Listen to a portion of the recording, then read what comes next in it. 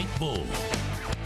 Welcome back to Sunday Sound Off and our first hot topic of the night. Of course, we want to dump all the blame on somebody. Who takes the brunt of the blame for today's Chiefs loss? We're going to dump it on Alex Smith. We're going to dump it on the defense. Bo Richter, what do we got?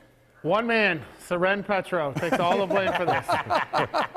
Talking about Romeo Crennel playing checkers when Andy Reid plays chess. Oh, boy. It's all about – no, I think the blame solely goes in the offense for this game.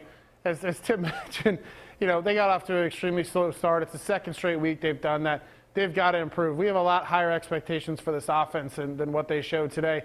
You know, and getting it done with the garbage yards toward the end, you know, in a 2-minute situation down the stretch just doesn't cut it. They've got to do a much better job offensively, and it was a disaster from the get-go today. Tim? As President Truman said, the buck stops here, and it stops with Alex Smith. You have to look at the quarterback. Now, did he have some help in this? Yeah, the routes weren't that crisp. The offensive line was giving up a lot of pressure. He really didn't have a chance to step up. A lot of the balls that he threw, he had to throw off his back foot because guys were pushing the middle of the pocket and the ball was sailing on him. But, you know, when it comes to a guy who has to be the leader of the team, a guy who has to make sure the team is ready to get out there and play, you got to find a way to get your team going, Alex Smith. It really comes down to you. You are the leader. And Seren and I have talked about this many, many times over the years over on the radio side. And if your quarterback isn't your leader, if he's not your playmaker, if he's not your guy, you're not going to go very far. You don't want a guy who's just going to be a manager. You want a guy who's going to be a player who's going to make plays. And Alex Smith showed a little bit of that in the second half of the first game. He didn't show any today. Seren?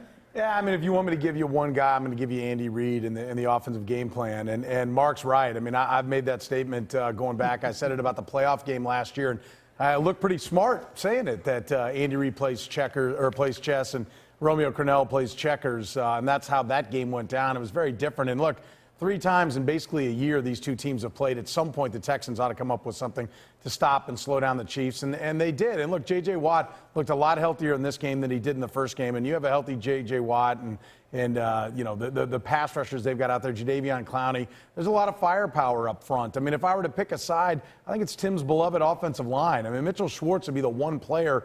He did not play well, and that's what he was brought in there to do, was to handle the J.J. Watts and the big-time pass rushers on the right. You can't be watching the Von Millers of the world be going right by him in the AFC West. So he's got to play better. Right tackle today was a big problem, and I think it would have gone a long way towards a better offensive performance if they had better protection for Alex Smith. But you know, in the end, it's win as a team, lose as a team, and they all go down together. But if you want me to do it, Frank, if you're going to be so mean to single people out, I'll start Andy Reid 1, Mitchell Schwartz 2. Okay, or yourself. Or me, yes. I'll take I like that one. There you are. Here's our second hot topic of the evening. How would you handle Marcus Peters? Tim, you coached football, you played football, you've got about 4 kids running around there. How would you handle a kid like this? Well, first of all, why so angry, Marcus? You know, here's a guy that it just seems like he's angry. It looks like he's going to get kicked out of every game he's in. You know, the referee on the sideline almost looks like Dr. Laurel over there trying to talk him down off a ledge.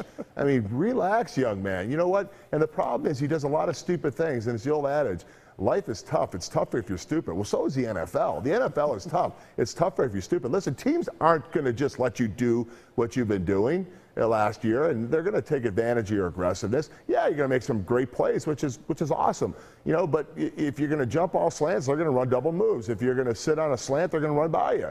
And when you stop a play, have enough respect for the guy you're playing against to say, okay, listen, I did my job. That's okay. I did my job. You don't have to wave fingers in front of people's face. He didn't do this, but the guy from TCU did the throat slash. I mean, those are the kind of things that kill teams. And eventually, it's going to kill the Kansas City Chiefs if he doesn't grow up. Seren? Well, there's a reason why I'm not a head football coach in the NFL. And so, I take what I say here with a grain of salt, but I think he needs a good swift kick in the rear end. I think this organization and one of the beauties of this organization is the camaraderie, that we're all in it together, the kind of loving family approach to things. And I think that's the approach they're taking with Marcus Peters. And look, we talked about this guy last year, and I said, year one's going to be fine. He's on his best behavior. He wants to get drafted. He wants to play well. The problem's going to be if he has a good first year, what does he do with the success? Well, we're seeing it right now. I think you've got to come down hard on Marcus Peters right now. And I think how you come down on him is say, you're not good enough, young man. It can't be about his whining and his attitude, barking up at the fans down in Houston. I mean, that's off the rails. And it's all this show. Somebody needs to point out to him, it's not about your anger. It's about you're not good enough. And get after him the fact that he is getting beat and beaten bad. Tim's right. They take advantage of his aggressiveness, and he gets beaten. Now, he makes some big plays as well, but he's given up just as many as he's making this year, and that's a problem. And I think somebody needs to let him know, not this, oh, you're such a talented player, we got to have you out there. No, tell him you're not good enough. You're getting beat, to give him the wake-up call that he's got to get better as a football player, because it's almost like false bravado, just all these tantrums, and looking at the ref after every play is brutal. Maybe you should be an NFL head coach. There you are. Yeah. Mark, what do you sign think? up. I'll take the check. Mark, what's on? No, I agree with both Tim and Sorrento. I think it's a situation for him now that in his second year, it's he's going to be even more of a target now with all the emotional outbursts he's had over the last couple of weeks. And we're only going into week 3 here. He's put the target right on his back. Now, sometimes you want that, but I also want to know, and where's a teammate right now, and a veteran teammate to grab him by the face mask and say, hey, you're killing us with some of this stuff, and it's going to cost us down the road. It's one thing for a coach to do it, but when you start getting that peer pressure, they need somebody like Derek Johnson or somebody else that's a veteran on that team right now to really sit him down and talk to him about being disciplined.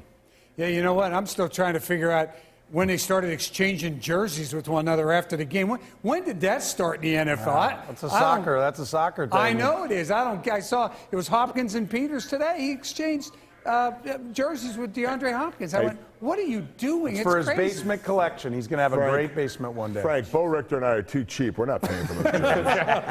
Here's our final hot topic. What is wrong with Big 12 football? Seren. Well, look, I've talked about this with the Missouri Tigers, that when they left and went to the SEC, that Tiger fans should expect a lull in years like 3, 4, 5, 6, that range. When you uproot your recruiting base and head out, it's going to change things. All right, now where am I going with this? Here's where I'm going. It was about 3 years ago that everybody thought the Big 12 was done. All right, and I think you're feeling a bit of the recruiting pinch. They still had classes that looked like they were ranked highly, but I think across the board, it had to hurt each one of those schools when for about a 16 to 24-month period, everybody thought this league was going to go away. Well, those kids that were being recruited at that time are now the juniors, seniors, and going to be the seniors for the next couple of years. I think that's a big part of it. Part of it's just circumstance. Look, if Oklahoma's schedule's softer, then maybe we're not having this conversation. We're definitely not having this conversation. But they've played 2 of the best teams in the country already, so we're panicking on Oklahoma. But I really do think that there was probably a hit to the recruiting that happened when everybody thought this league was dead a few years ago, and you're going to have to get through that little pocket of recruiting problems. Mark, worried about Big 12 football, or is it cyclical like Seren said? I think it's cyclical. I really do. I think Seren makes a very, very good point about the recruiting time frame when you start looking at, all the controversy that has surrounded the Big 12 from expansion. And now, there's instability again, we're talking about expansion as we move forward with everything. I mean, there's just a lot going on with it. And the other thing with it is now you're starting to see some of these, quote, non-Power 5 schools that are out there that are recruiting really good kids. I think it also comes down to it nowadays where kids just want to go play, and they're realizing that, hey, you know what? We can go to a Houston, we can go to a Memphis, we can still play really good ball and be a top 20 team and go to a bowl game, and I can still showcase my skills. Tim, you coached the University of Kansas through a little bit of that turmoil. Did you see that? Did you have that issue? No, I think Mark is exactly right. When you look at the recruiting process, and Seren's hit on it also, I think it comes down to recruiting. Yeah, the schedules are tough, but they're always going to be tough. But when you look at recruiting, I'll give you a prime example. A guy from right here in Kansas City, Matt Plank, who played at Gardner Edgerton High School, playing linebacker. He's 6 foot, 200 pounds. He was too small to play in the Big 12. Nobody in the Big 12 offered him.